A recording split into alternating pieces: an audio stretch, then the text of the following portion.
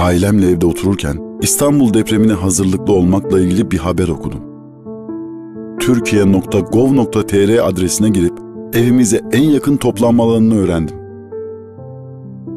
Türkiye Afet Müdahale Planı kapsamında deprem sonrası tahliye ve toplanma alanlarına yönlendirme görevinin de jandarmada ve emniyet görevlilerinde olduğunu öğrendik. Çocuklar afet çantası hazırlamamız gerektiğini hatırlattı. Okulda öğrenmişler. Birlikte afet çantamızı hazırladık.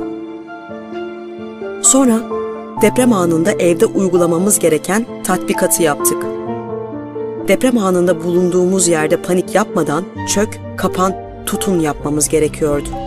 Dizüstü çöküp, başımızı ve ensemizi koruyacak şekilde kapanıp, düşmemek için sabit bir yere tutunacak şekilde ailecek tatbikatı yaptık. Deprem anında merdivenlere, balkona, pencerelere ya da çıkışa koşulmaması gerektiğini birbirimize tekrar hatırlattık. Akşam yemeğimizden önce deprem olursa evden çıkmadan gaz ve su vanalarının yerini gösterip vanaları kapatmamız gerektiğini çocuklarıma ve eşime anlattım. Eğer evde bir gaz kokusu almıyorsak elektrik şartelini de indirmemiz gerektiğini, şartelin yerini göstererek anlattım. Haberi okuduğum ve evimizde ailecek depremle ilgili tatbikat ve hazırlık yaptığımız günün akşamında deprem oldu.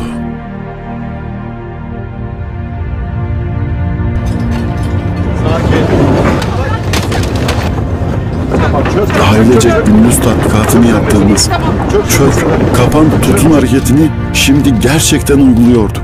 Binamızın depreme dayanıklılık testini önceden yaptırmıştık. Binamız da hasar görmemişti. Gündüz hazırladığımız afet çantamızı da alıp toplanma alanına gitmemiz gerekiyordu. Evimize en yakın toplanma alanına yürüyerek gitmemiz gerekiyordu. Arabamızı kullanamazdık. Çünkü ambulans, itfaiye, AFAD, UMKE, Kızılay, jandarma ve emniyet araçlarının karayollarına ihtiyacı vardı.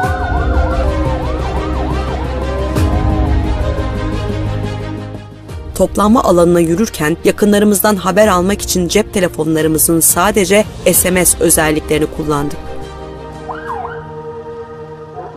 Toplanma alanına ulaştığımızda komşularımızın, muhtarımızın, din görevlimizin, sağlık görevlilerinin, psikososyal destek uzmanlarının, Kızılay ikram aracının, jandarma görevlilerinin de toplanma alanına ulaştığını gördüm.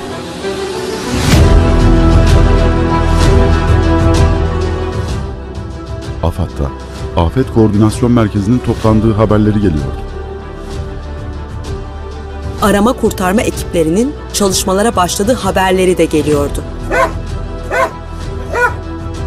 Arkadaşlar, olduğumuz yere çekelim. Sessizlik sağlayalım, dinleme yapılacak. Arama kurtarma ekibi burada. Sesimi duyan var mı?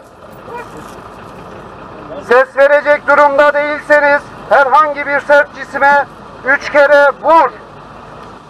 Arama kurtarma ekibi burada.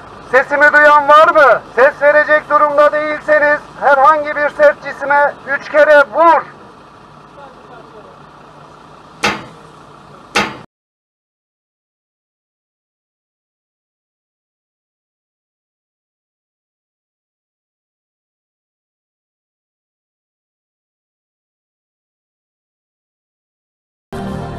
Eşyalarımızı sabitlemiş olmamız, afet çantamızın hazır olması, deprem sırasında çök, kapan, tutun hareketini doğru yapmamız, en önemlisi de binamızın depreme dayanıklı ve zemininin sağlam olmasından dolayı yaralanmamış ve hayatta kalmıştık.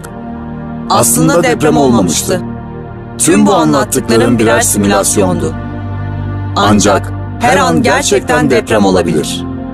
Hayatta kalmak ve olası zararları azaltmak için afetlere hazır ol Türkiye.